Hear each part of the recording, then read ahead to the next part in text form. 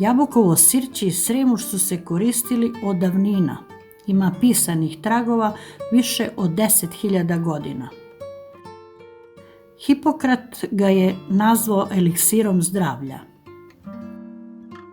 Deluje protiv bakterija, virusa i gljivica, smanjuje nivo masti u krvi.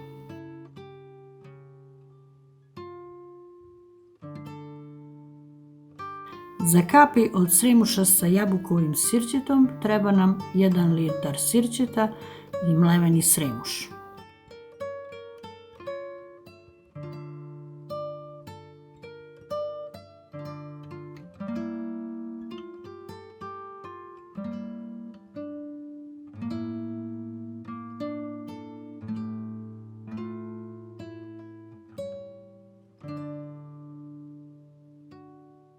U teglu stavimo sirće i dodamo mlevenog sremuša da kaša bude srednje gustine.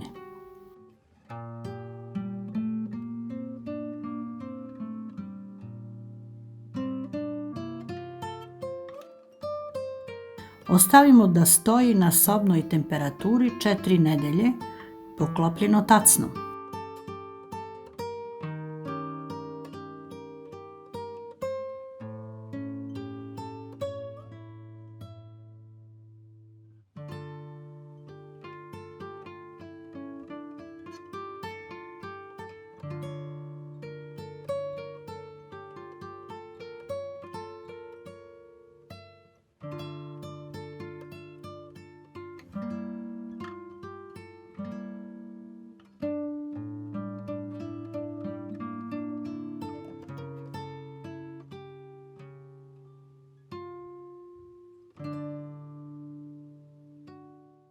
Kada su prošle 4 nedelje, procedimo i sipamo u flašu.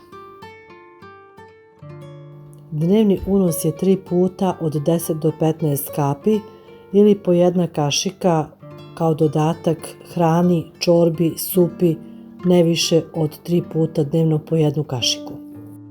Kapi koriste osobe koje nisu alergične na neke vrste biljaka i za vreme zdravstvenog problema.